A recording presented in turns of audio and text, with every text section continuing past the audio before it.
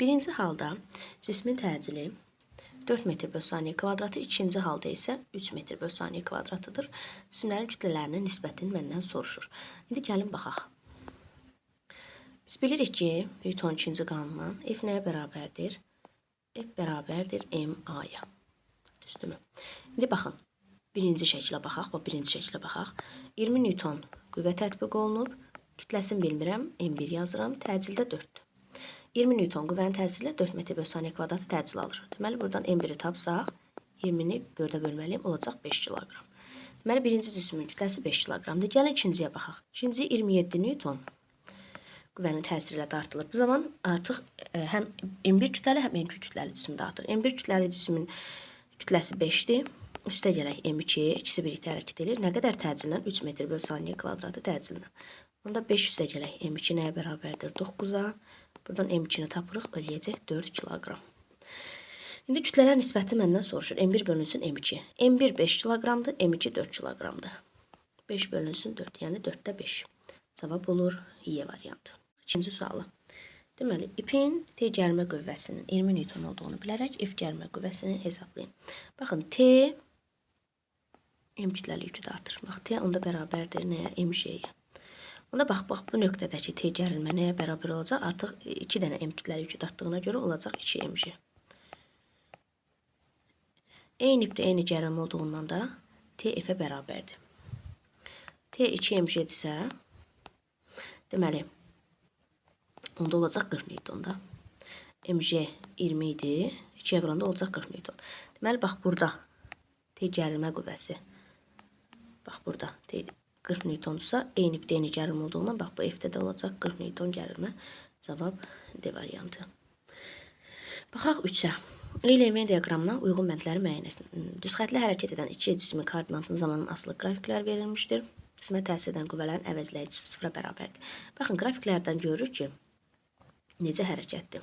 Düzxətli bərabər sürətli hərəkətdir. Çünki qrafik düz xətdir.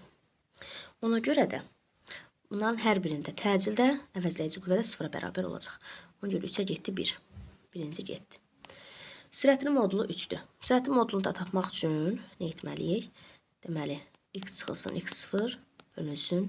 Yəni, koordinat dəyişməsinin zamana nisbətidir də. Baxaq, birinci üçün V1 yazaq. Birinci üçün baxaq. Deməli, gəlin 2 saniyə üçün tapaq. İlk 2 saniyə üçün. Deməli, son sürət 0 olub. Koordinat başlanğıcındadır. Başlanğıc sürət isə mənfi 6-dır. Zamanda 2-dir. 6 bölünsün 2 olacaq 3. Deməli, birinci cismin sürəti olacaq 3. 2 getdi birinci cismə. Yəni, ikincini tapaq. X minus x0 bölünsün T'dən. 4 saniyə üçün tapsaq, ilk 4 saniyə üçün 0 çıxılsın. Deməli, 0 çıxılsın 8. Başlanğıc isə 8-dir. Bölünsün 4. Bu da mənə mənfi 2-ni verir. Buradan da modul soruşduğuna görə müsbət götürülüb. Deməli, ikinci cismin sürəti nə qədərdir? 2 metr bölü saniyədir. 3 də getdi bura. Düzxətli bərabər sürətli hərəkət edir hər ikisi. Deməli, cisim müşahidəyə başlanan 2 saniyə sonra koordinat başlanğıcında olur. Bax, bu birinci cisim üçün idi. Deməli, müşahidəyə başlanan 4 saniyə sonra koordinat başlanğıcı olanda olansa, ikinci, baxın, 4-cü saniyədə artıq koordinat başlanğıcındadır. 6 da getdi bura. Ona görə cavab olur 2, 5, 3, 6, 1, 4 D variantı. Baxaq 4-ə. Cisimə təsir edən 4 qüvvənin əvəzləyicisinin modulunu tapın. Bunu da proyeksiya ayıraq ən yaxşısı. Baxaq birinciyə. Baxın. Deməli, baxın, birinci cisim, bax, budur. Birinci qüvvəmiz daha doğrusu. Onu da yazaq. 2. Deməli, F1 sağa doğru bir damanda 2 Newton qəbul edib. Ona görə çəkdi 2 Newton. İndi baxaq F2-yə. F2, baxın, budur. F2-ni də tez proyeksiya ayırıram. Deməli, aşağıya doğru 6 Newton. Sağa doğru, sola doğru daha doğrusu 2 Newton. Deməli, F3 getdi.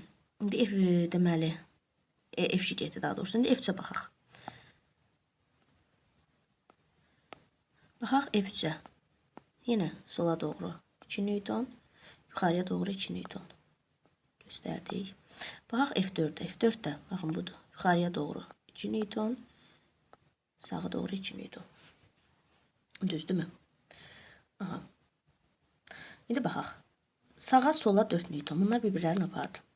Aşağıya 6, yuxarı 4. Onda bizim əvəzləyici qüvvəmiz çıxırıq. Çünki əks istiqamətdə olanda yuxarıya doğru 2 Newtonu vermiş olacaq.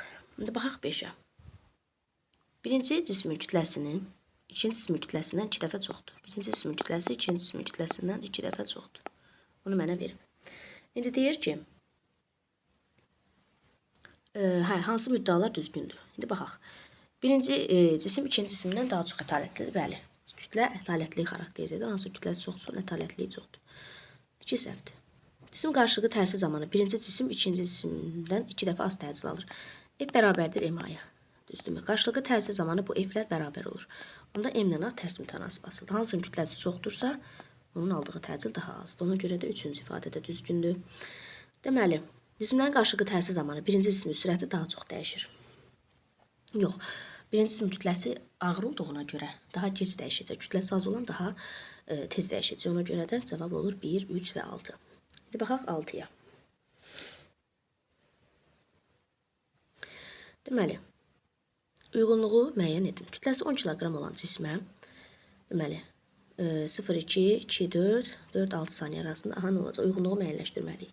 Baxaq, 0, 2 saniyə arasında. 0, 2 saniyə arasında cisim necə hərəkət edir?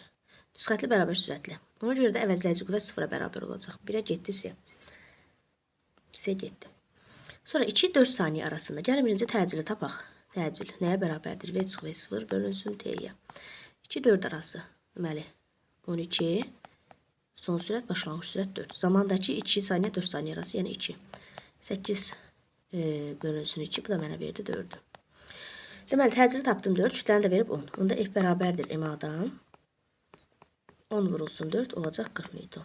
Deməli, hərəkət müddətində cismə 40 Newton qüvvə təsir etmiş olacaq. Deməli, 2-yə getdi A. Ondan sonra təcili modulda 4-dür. Bəli, 4 tapmışdıq. Ona görə ikinciyə həm də eyni zamanda D gedəcək. İndi baxaq 4-6 saniyə arasına. 4-6 saniyə arasında yenə gəlin təcili tapaq. V çıx V0 bölünsün T-yə. Son sürət 0, başlanğıc sürət 12. Zamanda 2-ci saniyə 4-cü saniyənin arası, yəni 2 saniyə. Olacaq nə qədər? -6. Deməli, burada isə modul deyir. Modulu 6-dır. Bəli. Ona görə 4 saniyə 6 saniyə arasında cisim 6 deməli modulda 6 metr bölü saniyə kvadrat təcil alır. Ona görə Y getdi 3-cüyə. Sonra qüvvəni də tapsaq, F bərabərdir MA-dan. Kütləni verib 10, təcil tapdıq 6 modulu. Olacaq nə qədər? 60 Newton. Və cisim necə hərəkət edir? Yavaşlayan hərəkət edir. Qrafikdən görürsünüz, yavaşlayır. Sürət müsbətdir. Yavaşın hərəkət olması üçün təcil mənfi olmalıdır. Biz də mənfi tapdıq. Bu zamanda neyinir? Hərəkətin əksi istiqamətində 60 Newton qüvvə təsir etmiş olur. Ona görə B də gedəcək 3-cüyə. Yəni 1 oldu C, 2 oldu A, D, 3 oldu B və Y.